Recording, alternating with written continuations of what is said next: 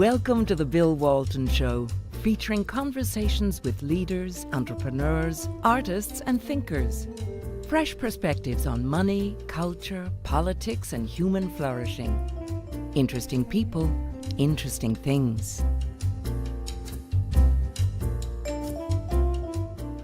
Welcome to the Bill Walton Show. I'm Bill Walton.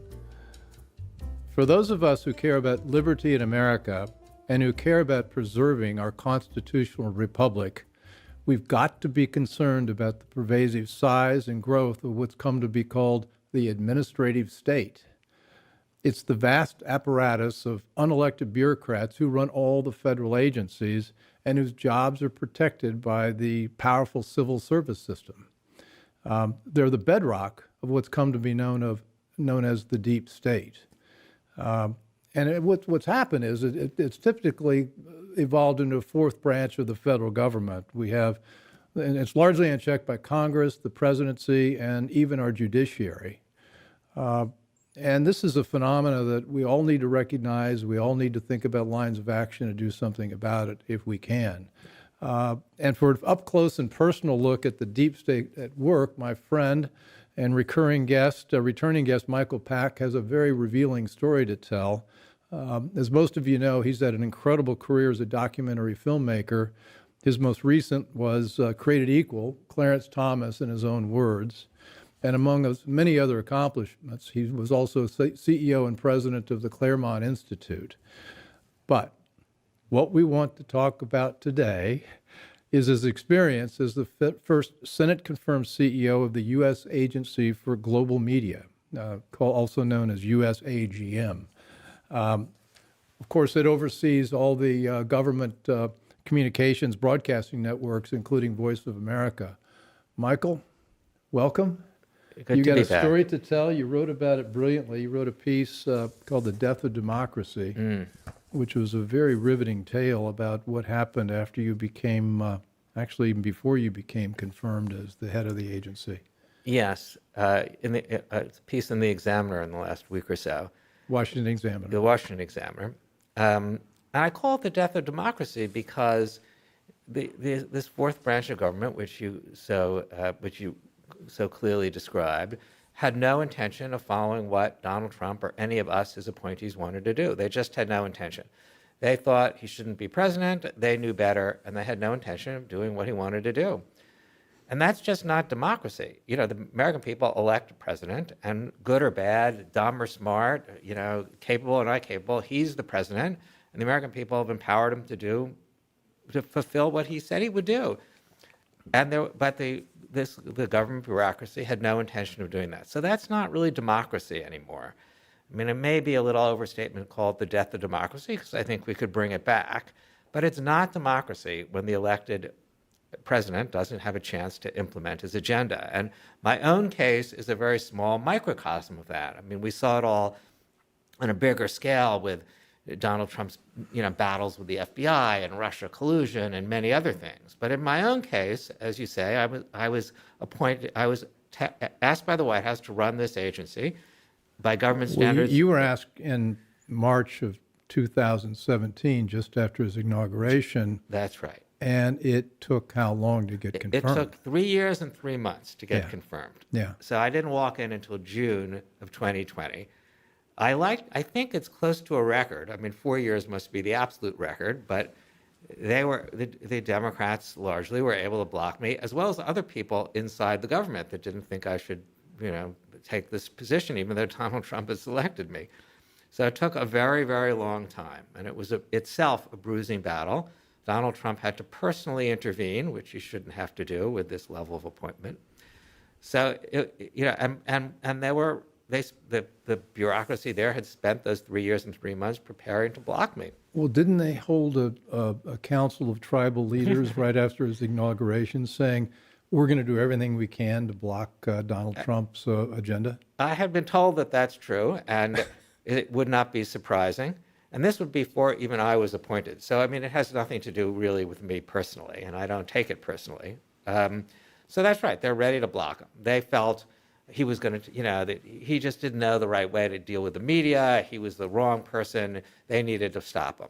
And so they schemed and worked with Democrats on the Hill and others in the, inside the White House and other offices to block my nomination. And they did a very good job. I mean, I think they hoped to block it all the way through to the next election, and they came very close. But it surely didn't stop once I got there. I mean, every single thing I did, they blocked, and they blocked it overtly. So you walked into the office on what day? Mid-June of 2020. 2020, and what did you find when you got there? Well, I mean, it was the middle of COVID, so actually, hardly anybody was there. It was deserted. That's not so bad. In an agency of 4,000, the only ones working there were the 10 or so I brought in. Okay. But otherwise, the building was largely deserted. I think this actually made it even easier for these people to conspire. They didn't have to confront me. It was hard to have oversight. It was hard to even meet these people. So COVID made it all the harder. But I think it would have been hard under any circumstances. I mean, the very first thing I did, which the law that created my position explicitly empowered me to do, was change the heads of networks, which is a logical thing to do. And There were five networks. 5 networks. Voice of America, and then there was what? Voice of Cuba. America, Cuba Broadcasting, Right. Radio Free Europe, Radio Liberty, Cuba, Middle East Broadcasting Networks, and Radio Free Asia. And they're one of the biggest media organizations in the world. They reach over 350 million people a week in 70 languages. They have a budget of $850 million, almost $1 billion. And for a media organization, it is huge. And it's very, very influential abroad. They're not supposed to broadcast here.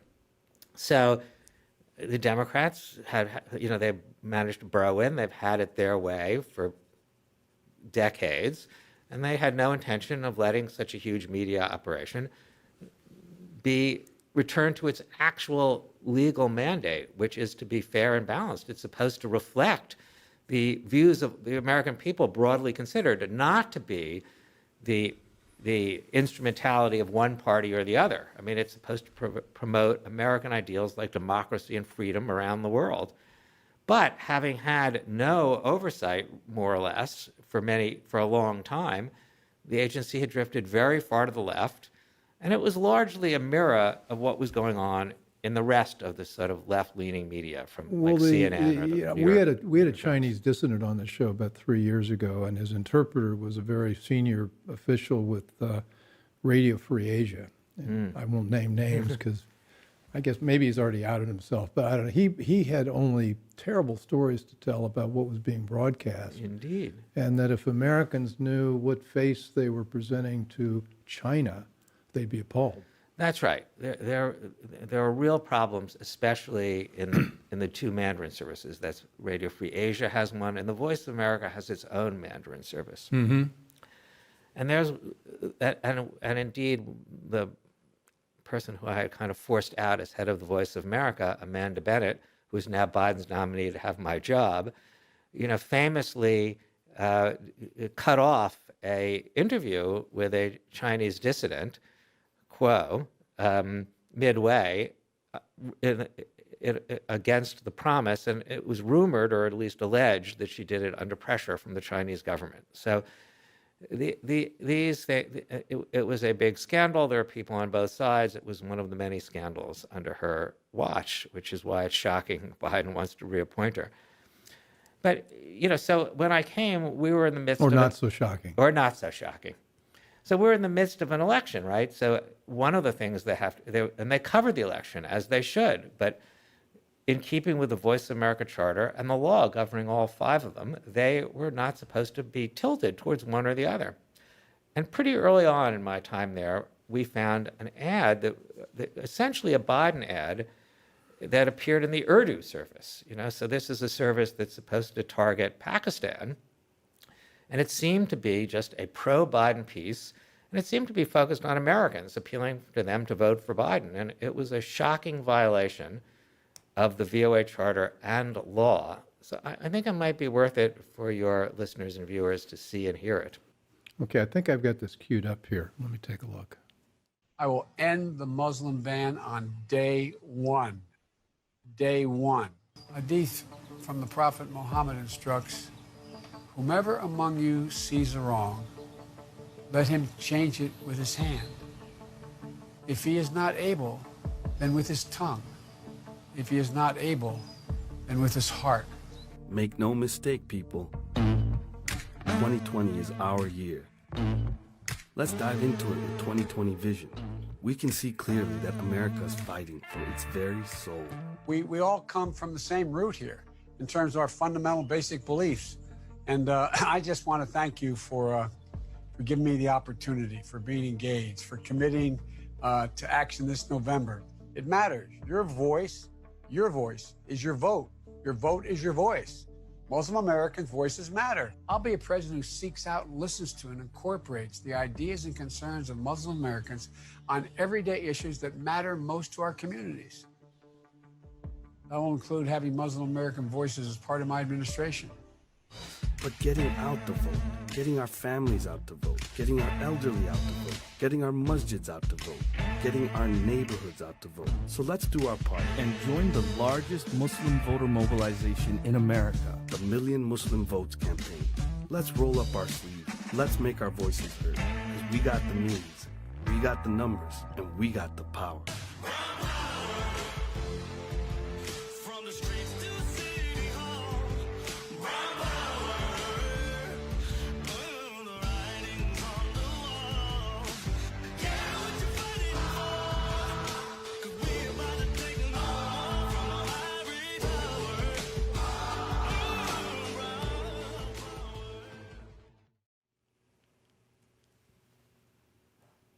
Oh my. This was part of the Voice of America. And who was this broadcast to? Well, it's supposed to be broadcast to Pakistan, but because it's on the VOA website, you can get it anywhere. And I believe that they were really targeting Muslim American voters. I mean, you can see it has the VOA logo on it at the end. I mean, it's based on a Biden speech and a Biden campaign ad cut together without any context. I mean, it's really, it violates not only the VOA charter, but possibly other laws.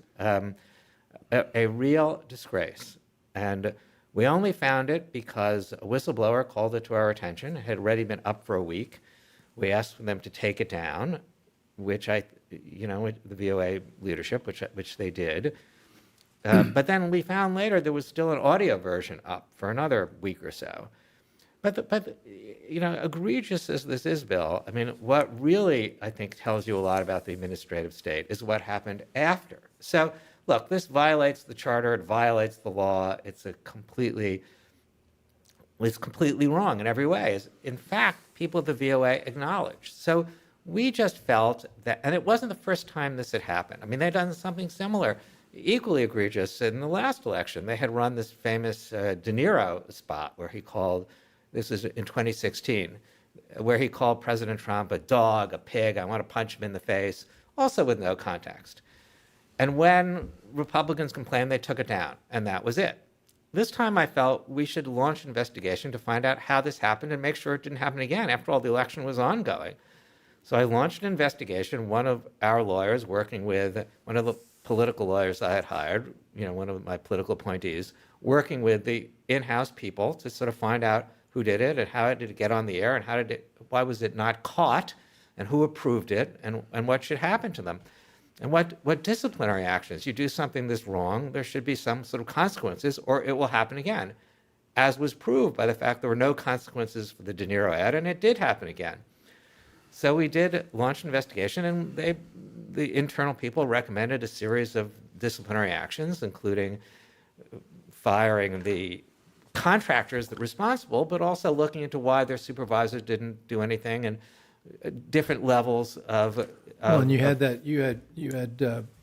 9 people working with you out of a total of 4,000. That's right. This was a lonely fight. This is the Bill Walton Show. I'm here with Michael Pack, who was head of the U.S. Agency for Global Media, and we're talking about the fact that many of the people there thought they were in the business of electing Joe Biden president and not representing the United States to the rest of the world.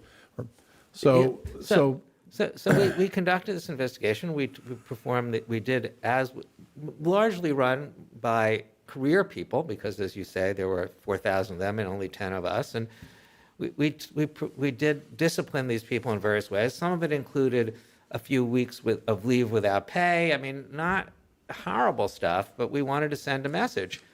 Well, all of them then declared this was a violation of their First Amendment rights. Many of them sued the agency. The contractors that actually did the video have Their been hired First back. Amendment rights, and they were employees of the federal government. They're employees of the federal government, and not only that, I mean, would a journalist at CNN sue the president of CNN for talking to them about what they did on the air? And this isn't CNN. This is the government, and I wasn't telling them what to do. I simply asked that the law be upheld, the law, the VOA charter, and now federal law. And I didn't tell them what to report. I just said, don't violate the law. So they sued. They sued in court. They won. The judge felt their First Amendment rights were being violated. And it's sort of shocking. And they had a lot of support from the Hill. People on the Hill complained, including Republicans. Republicans complained that you were taking action to... Yes. Well, that they bought the idea that this was telling journalists what to report, even though it was not. So it was one of the many... Let me understand the charter, though. The journalists, I guess, are supposed to be neutral. Of course, we know that's not true. Neutral observers and reporters on events and not take a political position. This ad looks like it was actually produced by the Biden campaign. It certainly does. I mean, was it produced internally, or did Yes. they just pick it up from... It was produced internally. But nevertheless, it could have been a Joe Biden It ad. certainly could have. So clear political point of view. Does VOA operate under the same journalistic standards as well, that's hard to say. The New York Times. But the difference really is, Bill, and this is important, is that the VOA, unlike the New York Times, who can write whatever they want, they're a private organization protected by the First Amendment. The Voice of America, as you say, is part of the U.S. federal government. And it is limited by law, by federal law, in a different sort of way. And part of that is the VOA charter, and it states that all reporting will be accurate, objective, comprehensive, will not tilt towards one party or another, will reflect the views of the American people broadly. And this is the law, confirmed many times by Congress. So, the New York Times can do any biased things it wants, or CNN as well. I mean, it would violate the ethics of journalism, but not the law. This violated the law. Isn't one of the problems that when this was set up in the 50s and 60s to combat communism, that Americans generally had a pretty favorable view of themselves and felt like we ought to be projecting the image of American democracy and freedom and constitutional government to the rest of the world as an example of how they could live, and to show them really a beacon of freedom. And then what's happened, though, is I think we've got so many people on the left who don't like America, don't like that America, and they see America as a fatally flawed place. Bringing back the New York Times, they think the 1619 Project is what That's America is, and everything started with slaves arriving on the coast of Virginia in 1619. That's the image of America they want to project to the world. Indeed. That is a very big problem. I mean, I'm just thinking about you as a filmmaker, as a Yes. programmer, as a Yes. promulgator of ideas. Which ideas are we going to That's be... right. And so coverage, there was a piece, for instance, a 5-part series, I think it was, about Black Lives Matter targeted to Africa. And it was very positive about the Black Lives Matter movement, and it was happy to portray America as a racist society. But, A, I don't think that's true, and B, how does that help, how does that fulfill the goal of promoting American ideals abroad? I mean, it was an unbalanced portrait of BLM, let's put it that way. So, but you're right, there's a problem. I mean, the only thing Donald Trump or the White House ever told me, and this was before I came there, by way of what to do, was bring it back to its glory days. And he meant precisely what you say, Bill, which means when it was fighting communism, when it was a beacon of liberty, when people like Václav Havel and Lech Walesa would point to the Voice of America and Radio Free Europe, Radio Liberty as lights in the darkness. That is what we should be. That is our mission. And all I wanted to do was bring it back to that. That is its mission. That is the law. I had no intention of making it tilt towards Republicans. It simply shouldn't tilt. But they portrayed that differently, and the attacks were endless. So I think having been, and the attacks were on many fronts. This was just one of many similar issues, both relating to bias and corruption inside the agency, things they had done wrong.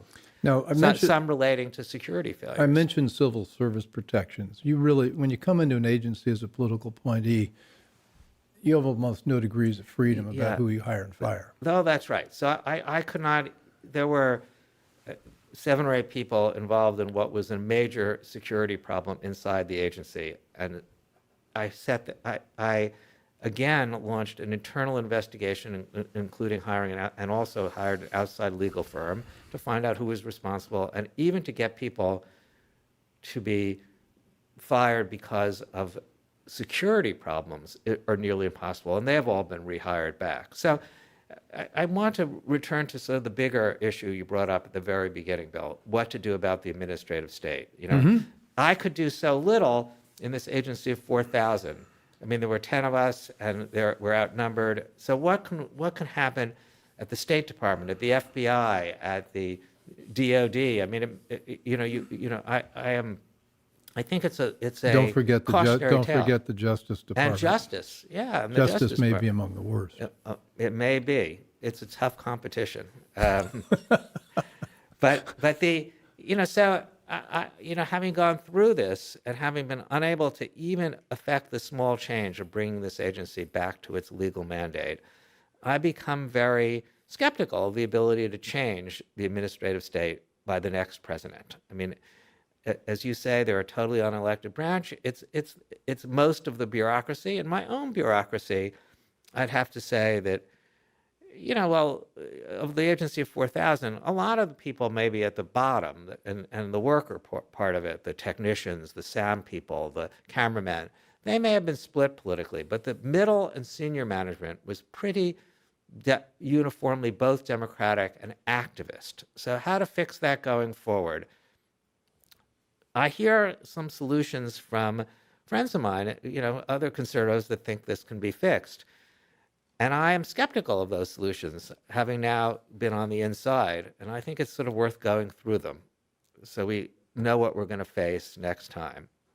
This is the Bill Walton Show. I'm here with Michael Pack, and I'm going to sit back and, with bated breath, learn how we're going to fix the administrative state. Well, I leave that to others. I just want people to understand the problem. What are the various ways that people talked about? Because one of the points, one of the reasons, apart from the fact I think you're an extremely interesting filmmaker and human being, one of the reasons I wanted to do this show is that people talk about term limits, Congress.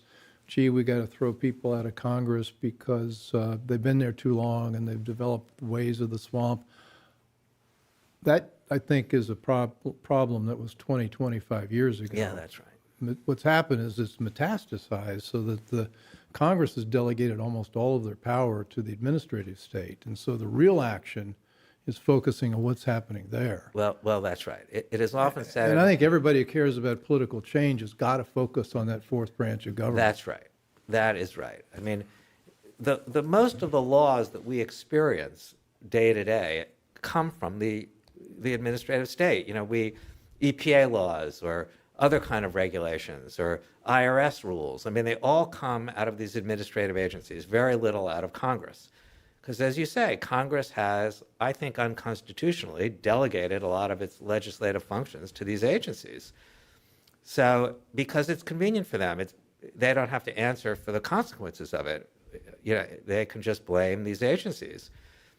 And the judiciary hasn't reined them in. They have adopted, they defer to the agencies in a couple of key Supreme Court cases. Is that the Chevron deference? Yeah. An hour. Yeah. So they need to sort of roll that back. And the other one is the federal, the executive branch itself has to sort of get these agencies are often not even responsive to the president, as is the case of my agency. So, but what Republicans always say is, we'll fix it at the next election. unlike Donald Trump, this next time we'll hire people who are way better. There'll be more professional managers. They'll know more about managing. They'll know more about the government, and they'll just have a skill set better than the Trump choices. But I'm skeptical that there is such a group with such a skill set. I don't know what skill set it would have taken to create that change in my agency. There's no good management or great skill that can change a bureaucracy that outnumbers you 400 to 1 and is dead set against you. Well, as somebody who's run a few things, one of the tools you need in your kit is you need the ability to fire people. Yes, you need to fire people. You need to be able to change people. Or they have to believe you can. You have to have the. And the charge against Trump was he didn't, he just run a small real estate boutique. He was a entertainment guy, hotel guy, didn't understand how to run an organization. He should have come in with a team of pros, and they're going to make the trains run on time. That's right. You think structurally that's not even if he had that, it wouldn't have made much difference. I think it's still worth trying to do better in these areas, but I don't think it would have turned the tide. I don't see how it could. I mean, if I was able to bring in 10 people to my agency. It was the end of the Trump administration. It was, in fact, hard to attract talent. But even if I had the 10 most talented people in the world, they'd be up against these people who had spent years preparing to block us and had on their side, the media, which was totally in their camp, and the Hill and the courts and whistleblower organizations that are funded by the left. And they have all these institutions backing them. And they have these vast numbers, the media, especially the media. So I don't see how another 10 wiser, better, more talented, more competent people would have done that much better. What talented and competent people actually tend to do in reality in government is make what is in fact the reasonable compromise, which is to not fight, because you're better off as a government bureaucrat, not making the fight. It was a horrible 8 months that I was there. It was just, attacks in the media, attacks on the Hill, attacks internally all the time, all day long. What people usually do is make peace with the bureaucracy. And they sort of say, well, you, my top lieutenants, you run 95% of the bureaucracy, and I'll do a little project.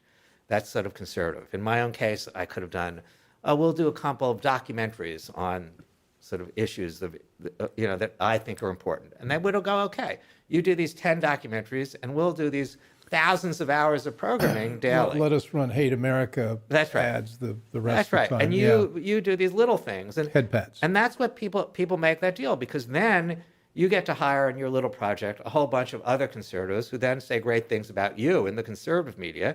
And when you leave, you say, well, I did my best, and I did this thing, and people like it, and you get both. You don't get attacked by the liberal media, a nice thing. You don't get attacked on the Hill. People like you. You've made friends. It's the smart thing to do. So smart people end up doing the smart thing, and that is why Republicans, in spite of campaigning to eliminate departments, have never eliminated them, going all the way back to Ronald Reagan, who campaigned on eliminating the newly created education department and simply didn't do it, expanded it. So. And Bill Bennett, who ran it, didn't do it. Yeah, and he's a very smart, competent manager. We've eliminated no departments, and we've eliminated no programs. Yeah, indeed. So why do we think we're going to do it again? Okay, so that isn't going to work. So I've heard another one about the FBI. Another alternative is, well, we just move it to Kansas, and we get the bureaucrats out of Washington. Well, that might be appealing, but it would be the same people. They'll be happy to be in Kansas. But the other thing I hear a lot is, well, we're going to eliminate a huge number right away. We're going to eliminate 25, 30%, and that'll send a big message. But I don't even. First of all, it's not easy to eliminate 25% of anything. And the normal way to do a reduction in force in the government is to assign it to the senior managers to figure out who to eliminate. And they usually get rid of the good people and keep the bad people. So the same civil senior managers you were fighting with would be the ones that would tell you who to get rid of. How else can you do that? And then but even 25%, the numbers would be huge to create the change. It's not just firing people. would you be able to fire 25% of people and bring in 25% new people? No, you would just fire them. So even if you shrunk it, you wouldn't change the complexion Did you have time of to it. think about whether there's any sort of civil service reform that would have been possible? Some context. Civil service rules came into place, after the administration of President Grant? And there That's was right, all sorts of cronyism That's right. purportedly, and people getting jobs and paid off for this, that, or the other. Now, fast forward well over 100 years later, and we've got a new kind of cronyism. That's right. So we've got a corrupt system now, we had a corrupt system then. How do you fix today's corrupt system? I believe it does need another major reform. That's sort of not my area of expertise. Okay, but well, I think it. But yeah. I do think this, and I ended my article with this. I don't think there will be this kind of reform if the American people don't demand it, as they did after after Teapot Dome and other scandals. Well, that's why we're talking about this now. Yeah, we want that's people right. to understand this is the problem. They have to demand it. Yeah. If they say we want you to do this, and it was clear, and because they are losing their democracy, they're losing the Republican form of government promised to them, and they should demand that it be returned to them. That's the only way it'll happen. Then there could be reform. If there were legal reforms, if Congress, the courts, and the federal government started to actually address this problem and treat it seriously, then it would happen. And I think the American people have to see that it's fundamental. And even if you're a Democrat, you have to still believe in this process. Now, it tilts towards what you believe in, but it's still not the form of government that you were promised in the Constitution. So I think the American people simply have to rise up and demand it. I mean, not rise up through the electoral process. Do you know how unusual you are as a former head of one of these agencies to be as candid as you are being about it? I know, I'm probably breaking some rule here. That's right. Well, not my rule, but Yeah, right. so many, as you mentioned, they get along to go along. That's right. And They they do want the do that. next job in government. They do that. I suspect you're not looking for your next job in government. I hope not to walk through the door of another government building ever. So, so bringing in the super managers, we don't think that works. Just getting rid of people, you can't do that because of the way it'd be implemented. Civil service reform is one way to go, but you got to develop a political will to do that. That's right. You really do. And is it analogous at all to what's happening to the schools? Because if you look what happened with schools, the silver lining to the lockdown was kids were sent home. The parents looked over their shoulders as they were on their computers and they said, "Oh my goodness, what are you being taught?" And then they came and started demanding changes. And I think parents are now waking up to, it's not just school boards, it's the teachers unions, the curriculum developers, the consultants, and all the people in that That's right. establishment. It looks a lot like the federal I bureaucracy. think it is a lot like that. It's these experts that think they know what your children should learn, what's the truth about race in America, all these things. I think it is definitely analogous to it. And as long as there's a movement if that kind of movement that responding to CRT came along demanding that the government get back to its constitutional principles, then I think that would happen. I agree with you, Bill. It's very analogous. Well, you think, and I agree, that we've got to focus more on the cultural issues if we're going to make any difference. Indeed. I mean, that is my actual area of expertise. And in that area, I'm more optimistic, in fact. I think that, as you say, I'm a documentary filmmaker, and in the area of nonfiction television, and maybe nonfiction television and small movies about politics and history, there's really a renaissance on the left. There's more documentary programming on the air than ever before on Netflix, on Amazon, on Hulu, on HBO, on Showtime, and almost all of it, or virtually all of it, is on the left, or some is apolitical, but on the left, celebrating the 60s, celebrating, whatever, talking about race in America from the point of view of the left. And we need to, if we let the left tell the stories about America's past and present, they will dominate the culture, as they have been doing. But that, I believe, that we could take back if we are willing to make the films and television and music and other things that, if we are willing to engage in the culture. Unlike government, that's a relatively free market. I mean, we can participate in it, and we on our side simply have not.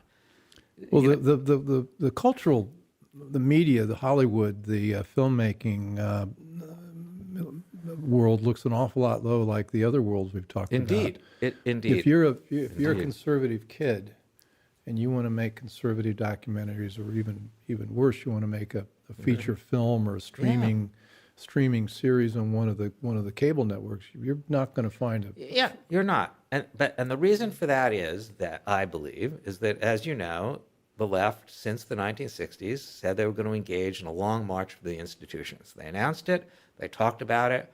Herbert Marcuse and others picked up that call. And that is what they did. And they did it starting with the university, but now also including, as you say, Hollywood and the news media and the documentary world and all these areas. So over the last 50-plus years, they have poured in tens of billions of dollars a year into culture, to making making cultural works. And we, on our side, have maybe poured in tens of millions. So there's a gap of like $10 billion a year over 50 years. What does Netflix spend a year on film? It's very hard to tell, but they spend a lot. It's a couple billion, isn't it? Yes. I mean, PBS alone is $2.5 billion a year. PBS alone. But it's not just, so over these many decades, they not only have produced a lot of, I'd say, very high quality product, an interesting product, but they've also created, as you implied in your question, all these institutions that support that product, including streaming services like Netflix and Amazon, including funding services, including funding entities, and using things like foundations like Ford and MacArthur, but also government, NEH and CPB, and as well as private funding. And they have funding, they have distribution, they have every film school in America is on the left, training the next generation of left-leaning filmmakers. So they have taken over and used all these institutions. So you're right, a young conservative documentary producer or narrative or feature film director has few places to go. But that wasn't true before the 60s. We can replicate what they did. It won't be fast, but we can replicate it. And we can replicate it faster because we see what they've done. How did you work your way through the system? Because you've made some extraordinarily interesting, nuanced films that are quote, conservative. I mean, they're not red meat conservative, That's right. but you had a very successful career working that infrastructure. How did you do it? Well, I mean, I began in the 70s already a different era, and I made these contacts inside public broadcasting that have always helped me. And in fact, they've been pretty good to me, and they were very enthusiastic about the Clarence Thomas film. But my films, and this is another failure on our side, when we do make a film, maybe because we have so few of them, they are often very strident propaganda, and they are telling people what to think. Are you describing Steve Bannon? Well, he's a friend. I know, we both like Steve Bannon, but Nuance is not his middle name. No, it's not. and another filmmaker I like, Dinesh D'Souza, he makes these very strong films, and I think films that appeal to the base, there's a place for them. The left has them too, Michael Moore. But I have tried to make films that don't do that appeal to the people in the center that want to know about things. And I think that's the way that we can be successful in culture, not by making, not only by making these films that are, advocacy, but by trying to make films that tell stories that aren't told. I mean, the Clarence Thomas film is a good example. I chose to tell that story, and I think I let him tell his story fairly. It's a brilliant film. But other people on the left had fairly recently, before we made that film, made a film about Ruth Bader Ginsburg. They chose a different story. America benefits from having all these stories told, and now we only have half of them told. We can tell these stories, and you don't have to exaggerate the Clarence Thomas story to make it a compelling story. And there are many such stories, and we need to tell them. And Hollywood used to do that all the time. Hollywood itself was told stories about America, and its view of America is part of what made the rest of the world want to be like America. Swinging back to where we started with VOA, or the rebranded name of it, Agency for Global Media, is there a Chinaman's chance? That's probably the wrong problem. Actually, there is a Chinaman's chance. Sorry. Is there any way to reprogram that organization? Because you think about the $1 billion budget they've got and the opportunity to fund the kind of thing you're talking about. if we have a strong Republican president in 2024, is it worth another shot at that agency? I think we have to try. And although I would not want to run it again, I would try to help anybody who has the temerity to try. I think we have to try. Its mission is really important. We're in a battle of ideas, as you say, with China, but also Iran and Russia and North Korea. And we need to fight for our ideas. They are aggressively promoting their view of how the world should run. Well, without getting into specifics, generically, how would you create a conservative culture machine? Outside of the government. Outside of the government. Well, one thing we are expanding. We recently got a grant to expand our company and including a training program to train young filmmakers to make films that are, fair and not strident, but that tell important stories that are missing. And so I think that training piece is important, and we're going to make films. But I actually believe, Bill, that America needs a competitor to Amazon and Netflix that is a broad-based entertainment streaming service. I mean, we have some streaming services that are pretty political that do well. Fox Nation. But it's all political, right. And it's very repetitive, and it's not very entertaining. It's not It's not. And it doesn't win hearts and minds. That's right. If you don't buy it, you're not going to watch it. That's right. So we need, and this is beyond my own capacity to do, but we need entrepreneurs to go out and launch a competitor, a broad-based entertainment competitor to Amazon and Netflix, so that, as you say, young filmmakers, including the ones we're training, have a place for their product to go, where the American people feel like they can turn for more patriotic, more traditional entertainment, and that would be sufficiently interesting that people who are not necessarily Trump supporters would go to look for programming. Seems to me like the cost of production. I've been involved in a couple of feature film productions. The cost of productions dropped way down when you consider what equipment costs and what we can do with handhelds and things like that. You don't really need the full accoutrement of a Hollywood studio to make a pretty interesting film. So production cost, I think you can probably raise money. To me, the biggest issue is distribution. It is the big issue, and we can make a dent in that. I mean, I think we could launch. I think it's important to launch a competitive streaming service, but the left has built. I'm always looking for lines of action. Maybe we should just do that. Maybe we should. But the left also has these distribution companies where people are looking for ways to maximize it. When we were distributing Created Equal, I mean, we have a distributor that did very well by us, but they are not particularly attuned to our mission. Whereas if we were, for instance, making an Inconvenient Truth, about global warming, we would have plenty of places to go where people would want to help us distribute it and promote it and get it out in schools, and would do that as part of their sort of not philanthropic mission and part of their larger goals. So we need to build many of these institutions. I think the biggest institution would be a broad-based entertainment streaming service, but there are other institutions that can be supported and built if there's a sufficient interest on the right to do it. I think they cannot do it on the cheap. The left, to their credit, has put the time, energy, talent into it. As I say, they spend at least $10 billion a year on it. We spend nearly nothing. I think we could do okay with 1/10 of everything, but not 1/100th or 1,000th of everything.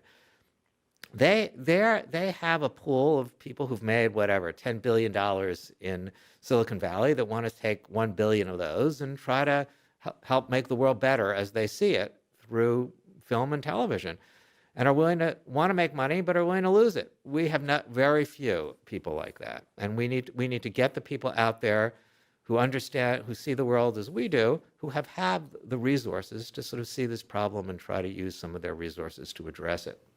Okay, I think I've figured out who should run this. I think I'm looking at him. Oh yeah.